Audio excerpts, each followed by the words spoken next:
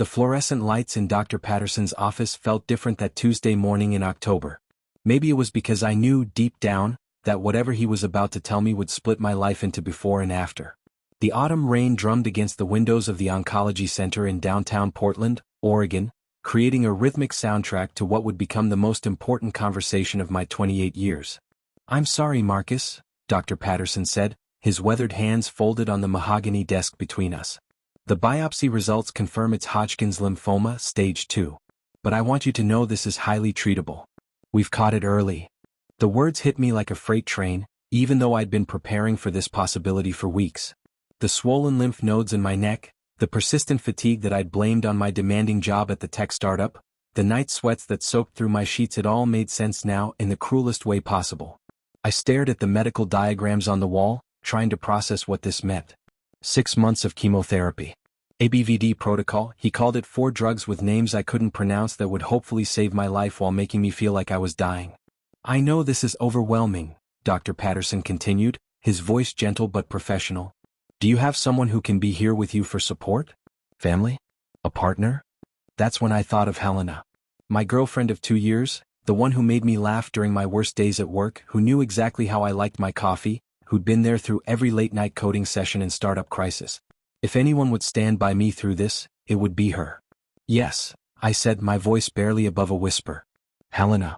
She'll want to be here." Dr. Patterson nodded and handed me a thick folder of information. "We'll start treatment next Monday. I recommend bringing someone with you to each session, not just for emotional support, but practical help too. The treatments last about 4 hours and you might feel disoriented afterward." I walked out of that office feeling like I was floating, disconnected from my own body. The Portland streets were bustling with their usual Tuesday energy, people hurrying to lunch meetings, street vendors calling out their specials, the MAX train rumbling by with its familiar screech. But I felt like I was watching it all through thick glass, like I wasn't really part of this world anymore. I called Helena from the parking garage, my hands shaking as I dialed her number. "Hey babe, how did it go?" Her voice was bright, hopeful. She worked as a graphic designer at a marketing firm downtown, and I could hear the creative chaos of her office in the background. It's cancer, hell. Hodgkin's lymphoma." The silence stretched between us for what felt like forever. When she finally spoke, her voice was thick with tears. "Oh God, Marcus. Oh God. But it's treatable, right? What did the doctor say?" I found myself in the strange position of comforting her while my own world was crumbling. "Yeah, it's treatable. 6 months of chemo. Starting Monday." "I'll be there," she said immediately. "Every appointment. Every treatment. Whatever you need." That night, Helena came over to my 1-bedroom apartment in the Pearl District with Thai takeout from our favorite place on Burnside. She'd been crying, I could tell from her slightly puffy eyes, but she was trying so hard to be strong for me. We sat on my couch, the city lights twinkling through the large windows, and she held me while I finally let myself fall apart. "We're going to beat this," she whispered into my hair. "Together." I wanted to believe her. I needed to believe her. The next few days passed in a blur of phone calls and preparations. I had to tell my boss, Emma, about the diagnosis. Emma Rodriguez had been my manager for almost 2 years at the startup, and she'd always been more than just a boss. She was a mentor, someone who genuinely cared about her team's well-being. I knocked on her office door Thursday afternoon, my stomach churning with anxiety. Emma looked up from her laptop, her dark hair pulled back in its usual neat bun, her expression immediately shifting to concern when she saw my face. "Marcus, come in. Sit down. You look like you've seen a ghost." Emma had this way about her, direct but caring, no nonsense but deeply empathetic. She'd immigrated from Mexico with her family when she was 12, worked her way through college, and climbed the tech ladder through pure determination and brilliance. At 35, she commanded respect from everyone in the company while still maintaining genuine connections with her team. "I need to tell you something," I began, then stopped. "How do you tell your boss you have cancer?" "Take your time," she said, closing her laptop and giving me her full attention. "I've been diagnosed with Hodgkin's lymphoma. I start chemotherapy on Monday." Emma's composed expression cracked for just a moment, revealing genuine shock and concern. Then, true to form, she immediately shifted into problem-solving mode. "Okay. First, I'm so sorry you're going through this. Second, don't worry about work. We'll figure it all out. What do you need from me?" "I'll need to adjust my schedule around treatments. They're every other Monday, about 4 hours each time. and I might need some flexibility on other days if I'm not feeling well. Done. Absolutely done. And Marcus. She leaned forward, her voice softening. I went through this with my mom 5 years ago. Breast cancer. I know how scary this is, but you're strong and you have good people around you. Focus on getting better. Everything else is just details. That conversation with Emma gave me hope. If my boss, who barely knew my personal life, was willing to be so supportive, then surely the people closest to me would rally around me too. Friday evening, Helena and I met with Dr. Patterson again to go over the treatment plan in detail. The oncology center felt different this time, less like a place of doom and more like a place where people fought battles and won them. Helena took detailed notes, asked all the right questions, and squeezed my hand when the medical terminology got overwhelming. The key thing to remember, Dr. Patterson explained, is that this is a marathon, not a sprint. Some days will be harder than others. Having a strong support system makes all the difference in treatment outcomes. As we walked out to the parking lot, Helena was already making plans. I'll take Monday mornings off for every treatment, she said, scrolling through her phone calendar. And I can work remotely if you need me to stay with you afterward. What about your job? Your projects? Marcus. She stopped walking and turned to face me, her green eyes fierce with determination. Nothing is more important than this. Than you. My boss will understand. That weekend, Helena helped me prepare my apartment for the long battle ahead. We stocked up on comfort foods, bought extra blankets, set up a little station next to my bed with water, medications, and entertainment. She even bought me a small succulent plant for my nightstand. Something to take care of, she said with a smile. Something that will grow while you're getting better. Sunday night, as we lay in bed together, Helena traced circles on my chest with her finger. Are you scared? She asked quietly. Terrified, I admitted. Me too. But we've got this, okay? Tomorrow is just the first step. I fell asleep that night feeling like maybe, just maybe, I could do this. With Helena by my side, with Emma's support at work, with Dr. Patterson's expertise guiding the way, maybe I could fight this thing and win. I had no idea that in less than 12 hours, my faith in the people I trusted most would be shattered in the most unexpected way. Monday morning arrived with typical Pacific Northwest drizzle, the kind that makes everything look gray and uncertain. I woke up at 6 a.m. with my stomach in knots, part anxiety about my first chemotherapy session, part excitement that I was finally taking action against this disease that had invaded my body. Helena was supposed to pick me up at 8:30 a.m. My appointment was at 9:15, and she wanted to give us plenty of time to find parking and get settled. I'd already showered, eaten the light breakfast Dr. Patterson recommended, and packed a bag with snacks, my laptop, and the book Helena had bought me, The Emperor of All Maladies by Siddhartha Mukherjee. Ironic choice maybe, but she thought it might help me understand what I was fighting. By 8:25 I was standing by my living room window watching the street for her silver Honda Civic.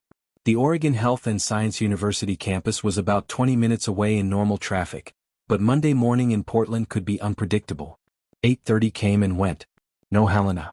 I texted her, "Hey, running late?" "No worries, just checking." 8:35. My phone buzzed with a response, "OMG, so sorry. Stuck in traffic. Be there in 10. I relaxed a little. Portland traffic was notorious, especially when it rained. I used the extra time to double-check my bag and review the list of questions I'd written down for the nursing staff. 8:45. Still no Helena. I called her this time. It went straight to voicemail. By 9 o'clock, genuine panic was setting in. Not just about being late to my first treatment, but about something being seriously wrong. Helena was never this late without explanation. She was the type of person who texted if she was going to be 5 minutes behind schedule. I called an Uber. The ride to OHSU was a blur of rain-slicked streets and mounting anxiety. I kept checking my phone, but there were no new messages from Helena. The driver, a kind older man named Carlos, noticed my distress. "Big day?" he asked, glancing at me in the rearview mirror. "First chemo treatment," I said, surprised at how easily the words came out. "Aw man, that's tough. You got family meeting you there?" "Supposed to," I said, staring out at the gray morning. "She's running late." Carlos nodded knowingly. "Sometimes people get scared, you know? It's hard to see someone you love go through something like that. Don't take it personally if she's struggling with it." When I arrived at the oncology center, I went straight to the reception desk. The waiting room was exactly as I remembered it from my consultation visits, comfortable chairs arranged in small clusters, soft lighting, abstract paintings that were probably chosen specifically to be calming. But now it felt different. Now I was here as a patient, not just a visitor. "Marcus Thompson," I told the receptionist, a middle-aged woman with kind eyes and a warm smile. I have a 9:15 appointment. Of course. You're a few minutes late, but no worries at all. It happens. Is your support person parking the car? She's still on her way, I said, the lie burning in my throat. The nurse who came to get me was named Janet, a woman in her 50s with short gray hair and the kind of confident, no-nonsense demeanor that immediately made me feel safer. She led me through a maze of hallways to the infusion center, a large, bright room filled with reclining chairs arranged in a semicircle. Each chair had its own four-pole and a small side table. Large windows looked out over the city, and I could see the Willamette River winding through downtown Portland. First time? Janet asked as she settled me into chair number 7. Yeah. My girlfriend was supposed to be here, but she got delayed. Janet nodded sympathetically. It happens more than you'd think. Some people have a harder time with this than the patients do. She'll probably make it for the next one. As Janet began the process of setting up my 4, I kept glancing at the empty visitor chair beside me. The infusion center was about half full, and most of the other patients had someone with them. An elderly man in chair 3 had what looked like his adult daughter, who was knitting while they chatted quietly. A woman around my age in chair 10 had a friend who was making her laugh with what appeared to be celebrity gossip from a magazine. And then there was me, alone in chair 7, watching the first bag of chemotherapy drugs drip slowly into my veins. The first session is usually the longest, Janet explained as she adjusted the 4 flow. We start everything slowly to make sure you don't have any reactions. You'll be here about 4 hours today. 4 hours. Helena would definitely be here before then. She had to be. The first hour passed quietly. I tried to read, but I couldn't concentrate. I kept checking my phone, still no messages. I called her twice more, but both calls went straight to voicemail. By the second hour, I was starting to feel the effects of the medication, a strange metallic taste in my mouth and a mild nausea that Janet assured me was completely normal. How are you feeling? She asked, checking my vitals.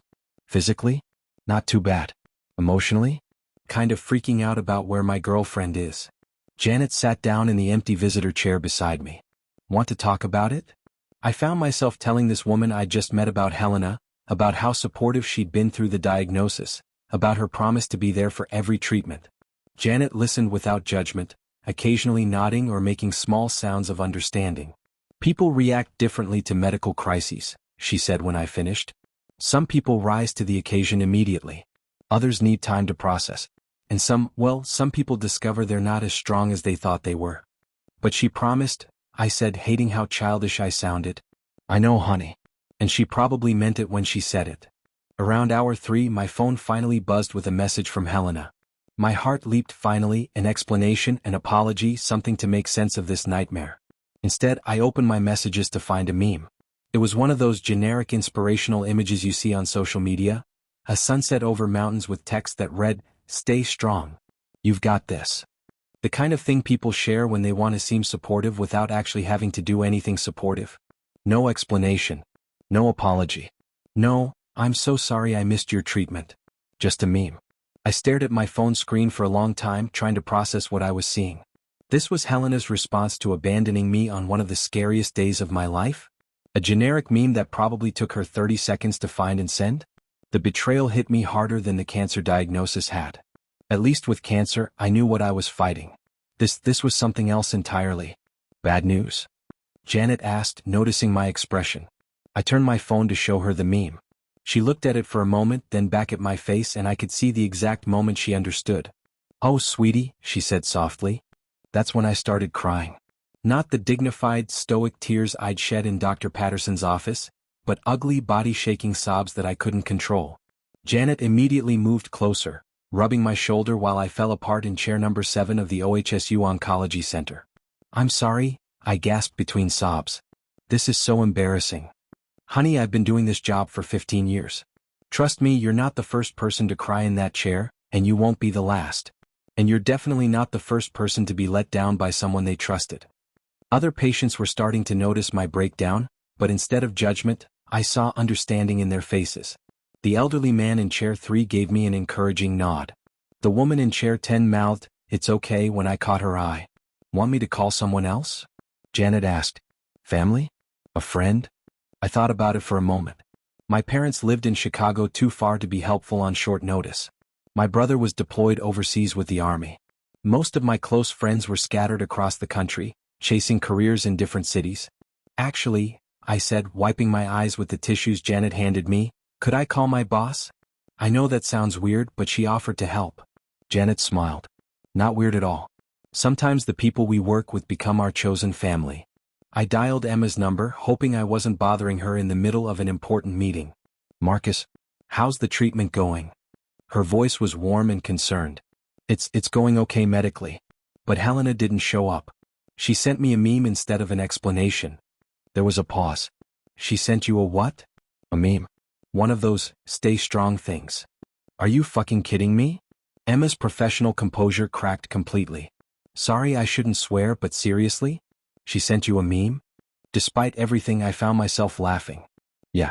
That was my reaction too. Where are you right now? Asu. Yeah, the infusion center. I've got about another hour left. I'm coming. Don't argue with me, I'm already grabbing my keys. I'll be there in 20 minutes. Emma, you don't have to. Marcus, I'm coming. End of discussion. True to her word, Emma walked into the infusion center exactly 22 minutes later, slightly out of breath and carrying a bag from Powell's Books and a coffee from Stumptown. I didn't know what you'd want, so I got you a book about coding puzzles and a medium coffee with oat milk, she said, settling into the visitor chair that had been empty for the past 3 hours.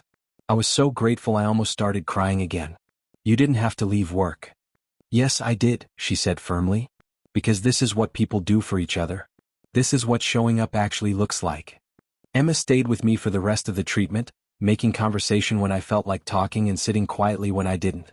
She asked Janet smart questions about side effects and recovery. She took notes about what I should watch for over the next few days. She was everything Helena should have been, and I'd only known her in a professional context. When the treatment was finished and Janet was removing my Emma helped me gather my things. How are you feeling? She asked as we walked toward the elevator. Physically? Tired but okay. Emotionally? Like my entire life just got turned upside down. The cancer or the girlfriend situation? Definitely the girlfriend situation. The cancer I can fight. But this, I don't even know what this is. As Emma drove me home through the Portland afternoon traffic, I stared out the window at the city I'd called home for 5 years. Everything looked the same, the food trucks, the cyclists in the bike lanes, the homeless camps under the bridges, but I felt like I was seeing it all with new eyes. Can I ask you something? I said as we pulled up to my building. Of course. When your mom was going through cancer treatment, did anyone important to her just disappear?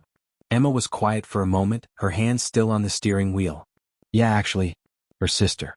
They'd been best friends their whole lives, talked every day. But when mom got diagnosed, she just vanished. Couldn't handle it, I guess.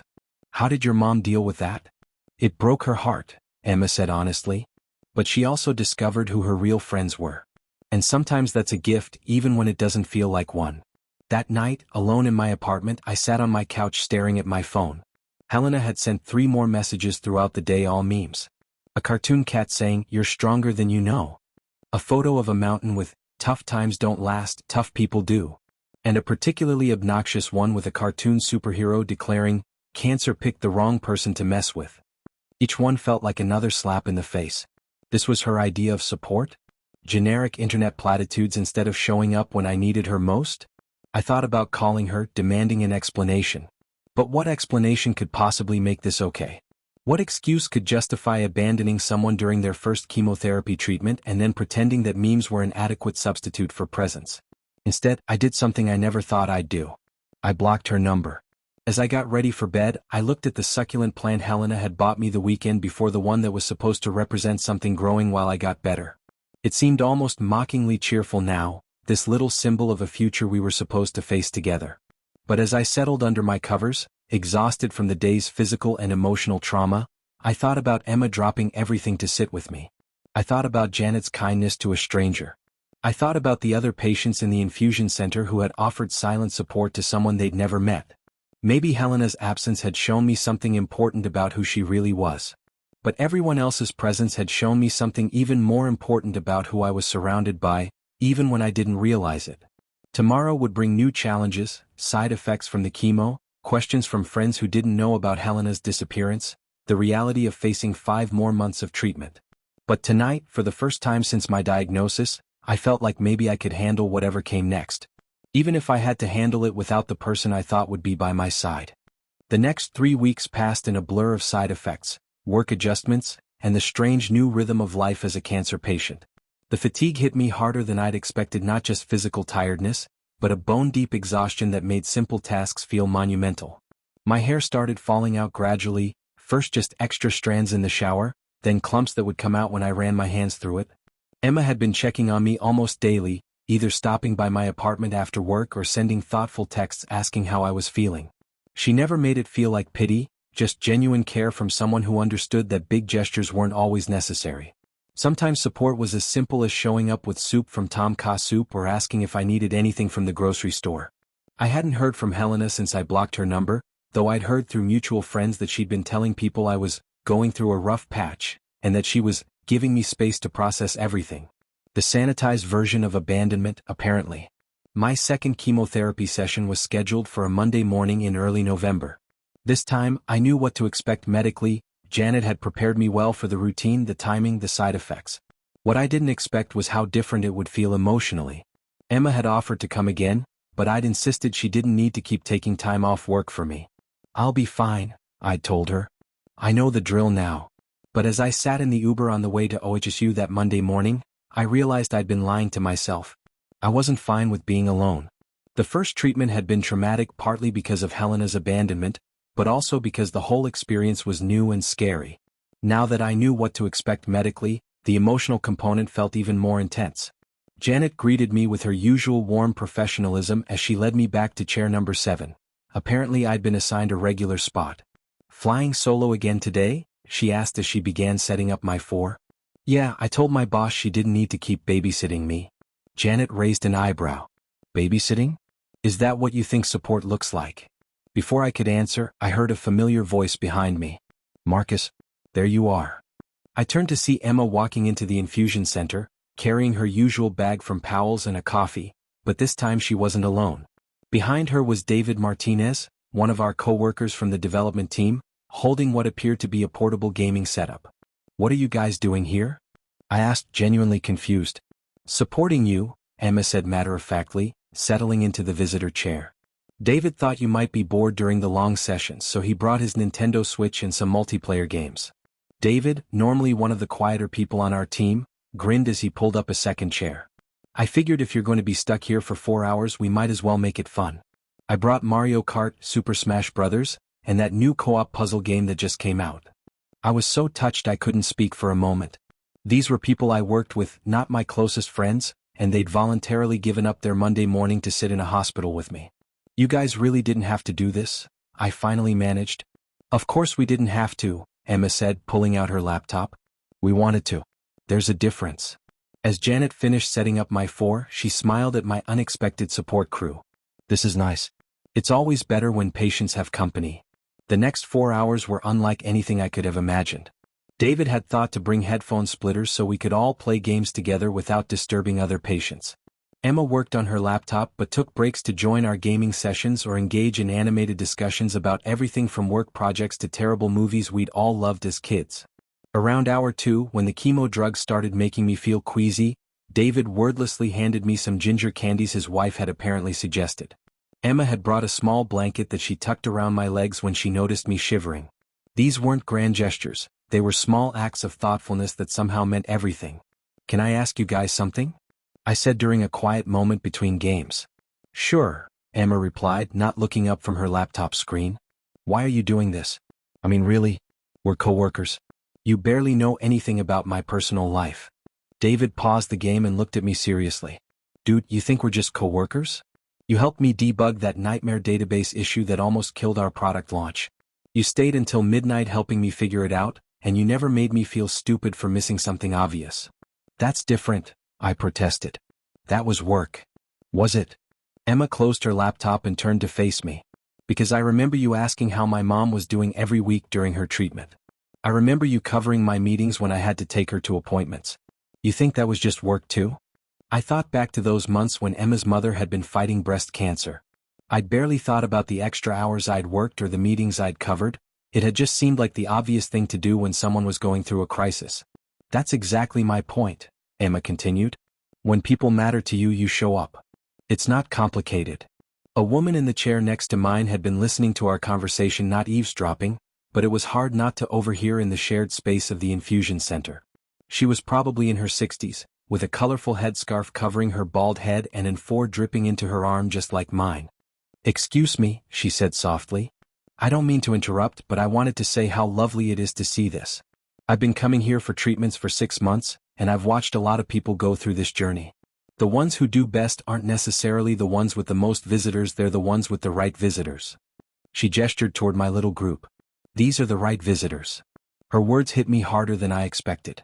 I thought about Helena's memes about her inability to show up when it mattered.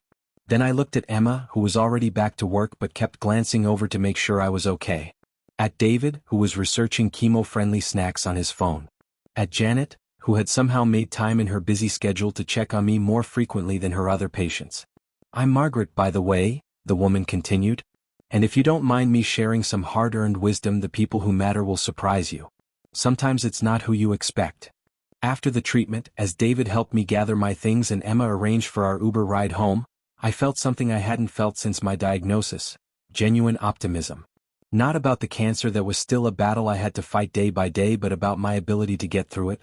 "Same time in 2 weeks?" David asked as we waited for our ride. "You guys don't have to keep doing this," I said, though I desperately hoped they would. "Marcus," Emma said, her voice gentle but firm. "Stop trying to talk us out of caring about you." The third treatment session 2 weeks later brought an unexpected addition to my support crew. I arrived at the infusion center to find Janet setting up chair number 7 as usual, but this time there were 3 visitor chairs arranged around it instead of 2. "Special guest today," she said with a mysterious smile. Emma and David arrived right on schedule, but they were followed by someone I hadn't expected: my mom. "Surprise," she said, her voice thick with emotion as she bent down to hug me in the reclining chair. "Mom? What are you doing here? How are you here?" "Emma called me," she explained, settling into the third chair. "She thought maybe you could use some family support, and she was right. I should have been here weeks ago." I looked at Emma, who was studiously avoiding eye contact while she set up her laptop. "You called my mom? Your medical information is private," she said without looking up. "But there's nothing stopping a concerned friend from reaching out to let your family know you could use some support." My mother, Patricia Thompson, was a retired nurse from Chicago who had raised 3 boys mostly on her own after my father died when I was 12. She was practical, no nonsense, and had very little patience for what she called emotional nonsense. But she was also fiercely protective of her children, and I could see the worry she'd been hiding behind her composed exterior. "I brought pictures," she announced, pulling out her phone. "Your brother Jake sent videos from his base in Germany. And your cousin Amy's baby took his first steps. I have about 30 videos of that." For the next 4 hours, my unlikely support group entertained me with family updates, work gossip, gaming sessions, and my mother's commentary on the other patients in the infusion center, which ranged from heartwarming to absolutely scandalous. "That woman over there," she whispered, nodding toward a well-dressed elderly lady in chair 12. "She's been flirting with her son's friend for the past hour. Good for her." "Mom?" I whispered back, mortified. "What?" "Just because we're sick doesn't mean we stop being human." David nearly choked on his coffee, trying not to laugh. It was during this third treatment that I realized something important had shifted. I wasn't just enduring cancer treatment anymore. I was surrounded by people who had chosen to make this journey with me. Not because they had to, but because they wanted to. Margaret, the woman who had talked to us during my second treatment, waved from her usual chair across the room. "How's your cheerleading squad doing today?" she called out. "Better than ever," I called back, and meant it. That evening, after my mom had settled into the guest room of my apartment and Emma and David had gone home, I found myself thinking about Helena again. Not with anger this time, but with something closer to pity. She had chosen to miss this, not just the hard parts of supporting someone through cancer, but also the beautiful parts. The unexpected friendships. The discovery of strength you didn't know you had. The way crisis can reveal the very best in people. Her loss, I realized. Literally. My phone buzzed with a text from an unknown number. It took me a moment to realize it was Helena. She must have gotten a new phone or was texting from someone else's. "Hey, I heard through Sarah that you're doing well with treatment." "That's great. I've been thinking about you." I stared at the message for a long time. A month ago, this text would have sent me into an emotional spiral. I would have analyzed every word, wondered if she was trying to reconnect, felt that familiar mix of hope and hurt that had defined too much of our relationship. Now, all I felt was a mild curiosity about why she thought I would want to hear from her. I showed the message to my mom, who was reading in the living room chair. "The girlfriend who sent you memes?" she asked. "That's the one." Mom looked at the message, then back at me. "What are you going to do?" "Nothing," I said, surprised by how certain I felt. "Absolutely nothing." And for the first time in weeks, that felt like exactly the right choice. By December, I had settled into the strange rhythm of chemotherapy life. Treatment every other Monday, followed by a few days of feeling like I'd been hit by a truck, then gradual recovery until it was time to do it all over again. My hair had fallen out completely, and I'd finally bought the knit cap Emma had been subtly suggesting for weeks. The fatigue was manageable most days, though I'd learned to pace myself and accept that my energy levels weren't what they used to be. What I hadn't expected was how much my perspective on everything would change. Emma had become more than just a supportive boss, she was turning into one of my closest friends. David and I had started hanging out outside of work, bonding over our shared love of terrible sci-fi movies and increasingly competitive gaming sessions. My mom had extended her stay in Portland indefinitely, taking a leave of absence from her part-time job at the clinic back in Chicago. "I missed too much when your father was sick," she told me one evening as we made dinner together. "I was so focused on being strong and keeping everything normal for you boys that I forgot to actually be present. I'm not making that mistake again." The fourth treatment in mid-December brought an unexpected challenge. As Janet was setting up my she noticed that my usual vein was getting harder to access, a common side effect of repeated treatments. "We might need to talk to Dr. Patterson about a port," she said, gently probing my arm for a good vein. "It would make this whole process easier on you." The idea of having a permanent catheter surgically implanted in my chest felt like another surrender to the cancer, another way this disease was changing my body. But as Janet finally found a vein and started the I realized that maybe surrender wasn't the right word. Maybe it was adaptation. Emma had brought her laptop as usual, but she seemed distracted, checking her phone more frequently than normal. "Everything okay at work?" I asked during a quiet moment between David's gaming sessions. "Actually, there's something I need to tell you," she said, closing her laptop and turning to face me. "I got a job offer. In Seattle. It's a VP position at a really innovative startup." My stomach dropped. Emma had become such a crucial part of my support system that I couldn't imagine going through the remaining months of treatment without her. That's amazing," I said, trying to sound more enthusiastic than I felt. "You should absolutely take it." "I turned it down," she said quietly. "What? Emma, why would you do that?" She was quiet for a moment, staring at her hands. "Because I can't leave right now. Not in the middle of your treatment." "Emma, no." I felt a surge of panic mixed with guilt. "You cannot turn down your dream job because of me. That's not what this is supposed to be about." "Marcus." "No, listen to me. The whole point of having a support system is that it makes me stronger, right? It helps me handle whatever comes next.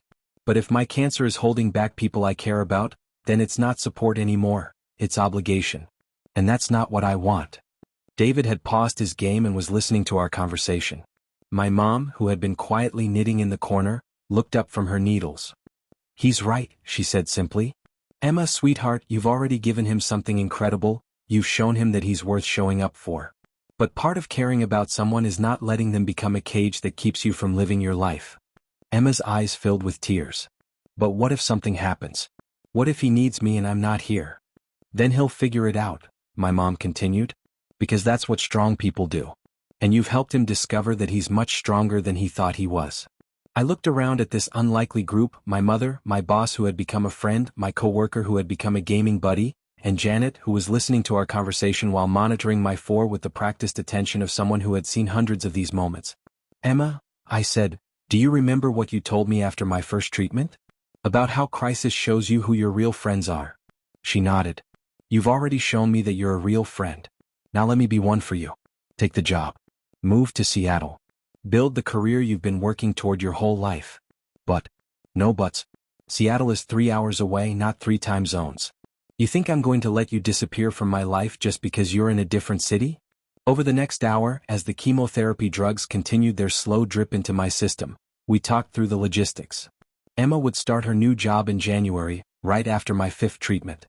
She would drive down for my final treatment in February, not because I needed her to, but because she wanted to be there when I rang the bell that signaled the end of my chemotherapy journey. Besides, David said, looking up from his game. You think you're the only one who cares about this guy? I've got his back too. That evening, after everyone had gone home and my mom was asleep in the guest room, I sat in my living room thinking about how much had changed since that first treatment 3 months ago.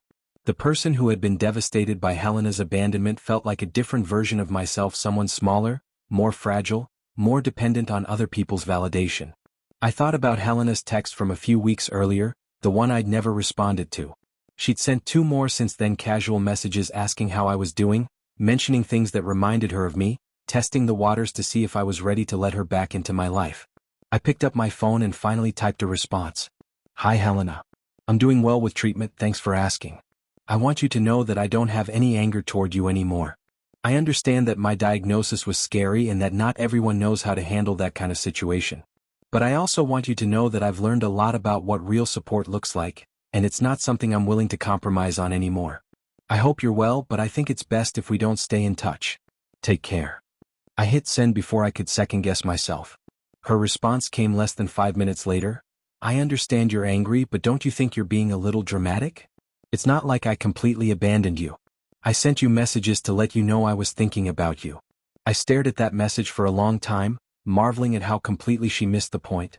She still thought this was about anger, about punishment, about me being dramatic. She had no understanding of what abandonment actually meant, or what showing up actually looked like. I didn't respond. Instead, I blocked her number again, this time knowing it was permanent.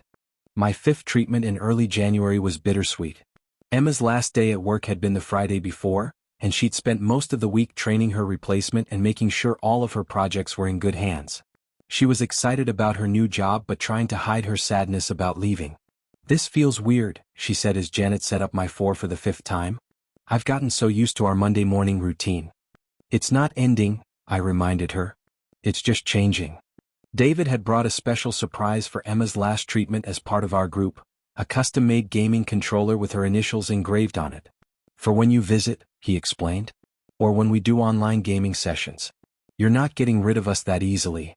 My mom had made Emma a care package for her move, homemade cookies, a playlist of what she called driving music for the trip to Seattle, and a framed photo of all of us from my 3rd treatment. You saved my son in ways you probably don't even realize, she told Emma as she hugged her goodbye. I will never forget that. But it was Janet who surprised me the most. As she was finishing up my treatment, she handed me a small wrapped package. This is against protocol, she said with a conspiratorial whisper. But I wanted you to have something to remember that you're stronger than you think. Inside was a small succulent plant in a ceramic pot with the words, "Still growing," painted on the side. To replace the one that represented something you were supposed to do with someone else, she explained. This one is just for you. I felt tears welling up in my eyes. The original succulent Helena had given me was still sitting on my nightstand, somehow thriving despite my inconsistent care and the emotional baggage it carried. But this new one felt differente. It was a symbol of growth that belonged entirely to me. February arrived with the kind of crisp, clear weather that makes Portland feel like the most beautiful city in the world. My final chemotherapy treatment was scheduled for the 2nd Monday of the month, and I woke up that morning with a mix of excitement and anxiety I hadn't expected. Dr. Patterson had warned me that the end of treatment often brought complicated emotions. You'd think patients would be purely happy, he'd said during my last appointment. But many people feel scared about losing the structure of regular medical care, worried about what comes next, uncertain about how to move forward. He was right. For 4 months, cancer treatment had given my life a strange kind of purpose and routine. Every other Monday, I knew exactly where I needed to be and what I needed to do. There was something comforting about that predictability, even when the treatment itself was difficult. Now I was facing the unknown again, not the terrifying unknown of a cancer diagnosis, but the hopeful unknown of life after cancer. What would I do with all that extra time? How would I maintain the relationships that had formed around my illness? Who was I without treatment schedules and medical appointments structuring my days? Emma had driven down from Seattle the night before, staying in a hotel near my apartment so she could be there for the final session. David had taken the whole day off work. My mom had been unusually quiet all morning, trying to hide how emotional she was about this milestone. As we walked into the OHSU infusion center for the last time, I felt a strange nostalgia for a place I'd never wanted to be in the first place. Janet greeted us with her usual warm smile, but I could see she was emotional too. Last one, she said as she led me to chair number 7. How does it feel? Scary, I admitted. Which is weird, right? I should be happy. Not weird at all. Endings are always complicated, even good ones. Margaret was in her usual chair across the room, and she waved when she saw me. Big day, she called out. I'm so proud of you. I realized that over the past 4 months, I'd gotten to know several of the regular patients in the infusion center. There was Robert, the retired teacher who was fighting lung cancer and always had fascinating stories about his former students. Susan, the young mother with breast cancer who FaceTimed with her toddler during every treatment. Ahmed, the college student with leukemia who somehow managed to study for his engineering exams between chemo sessions. We'd become an informal community, bonded by the shared experience of fighting for our lives in those reclining chairs. Today felt like graduating from a school I'd never wanted to attend but had learned to appreciate. As Janet started my final 4, I looked around at my support crew. Emma with her laptop open, already fielding emails from her new job but still completely present for me. David setting up what had become an elaborate portable gaming station. My mom with her knitting, the same quiet strength that had carried our family through my father's death and was now carrying me through this. Can I say something sappy? I asked as the final bag of chemotherapy drugs began its slow journey into my bloodstream. Please do, Emma said, closing her laptop to give me her full attention. 4 months ago I thought I knew what my life looked like. I thought I knew who my people were, what mattered to me, what I was capable of handling. I thought I understood what love and support meant. I paused, trying to find the right words. I was wrong about almost everything. But being wrong led me to something better than what I thought I wanted. Helena abandoning me was devastating, but it made room for all of you.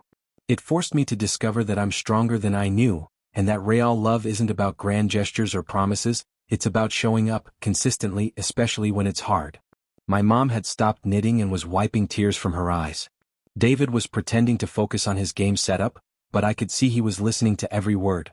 Emma was staring at me with the kind of intense attention she usually reserved for complex technical problems. I'm not glad I got cancer, I continued, but I'm grateful for what it taught me about who I am and who my real people are. Okay, now I'm definitely crying, Janet said, dabbing at her eyes with a tissue as she checked my flow. The final 4 hours passed differently than the previous 5 sessions. Instead of the mixture of anxiety and boredom that had characterized earlier treatments, this felt more like a celebration. David had brought a deck of cards, and we played increasingly ridiculous games that made other patients smile. Emma shared stories about her new job and her apartment hunting adventures in Seattle. My mom told embarrassing stories about my childhood that I pretended to object to but secretly loved hearing. Around hour 3, Dr. Patterson stopped by to check on me, something he didn't usually do during treatments. How are you feeling about finishing up? He asked, pulling up an extra chair to join our little group. Ready? I said, surprised by how true that felt. Really ready. Good. That's what I like to hear. We'll do your final scans next week, but all of your blood work has been looking excellent. I'm very optimistic about your prognosis. After he left, we sat in comfortable silence for a while, watching the 4 bags slowly empty. When Janet came to disconnect me for the final time, she moved more slowly than usual, as if she didn't want this moment to end either. All done, she said softly, pressing a cotton ball to the needle site on my arm. You did it, Marcus. You really did it. That's when the OHSU infusion center tradition happened, something I'd heard about but never witnessed. Janet handed me a small brass bell mounted on a wooden handle. This is for patients who complete their treatment, she explained. You get to ring it and make an announcement to celebrate. I looked around the infusion center at all the other patients, some just starting their journeys, others in the middle of their battles. Margaret was beaming at me from her chair. Robert gave me a thumbs up. Susan was recording a video on her phone, probably to show her family later. I stood up slowly, still weak from the treatment but steady on my feet. Emma, David, and my mom gathered around me as I held the bell. This is Marcus Thompson, I said, my voice carrying across the quiet room. I just finished my 6th and final chemotherapy treatment for Hodgkin's lymphoma. I rang the bell 3 times, the clear, bright sound echoing through the space. The entire infusion center erupted in applause. Patients, families, nurses, even the receptionist had come back to join the celebration. But the moment that will stay with me forever was looking at the faces of my support crew. Emma was crying and laughing at the same time. David was grinning like he'd just won the lottery. My mom looked proud and relieved and exhausted all at once. These were my people. Not the people I'd expected when this journey started, but the people who had chosen to walk through hell with me and help me find my way back to the light. As we walked out of the OHSU infusion center for the last time, I felt something I hadn't experienced in months: genuine excitement about the future. Not because my life was going back to the way it was before cancer, that person was gone forever. But because I was finally ready to discover who I was going to become next. Helena had taught me what abandonment looked like. But Emma, David, my mom, Janet, and even Margaret and the other patients had taught me something infinitely more valuable: what showing up actually means. And now I knew that whatever came next, I had the strength to handle it. Not because I was brave or special, but because I'd learned that strength isn't something you have, it's something you build, one day at a time, with the help of people who choose to believe in you even when you don't believe in yourself. The rain had stopped by the time we reached the parking lot, and for the first time in months, I could see actual sunlight breaking through the Portland clouds. It felt like a pretty good metaphor for everything.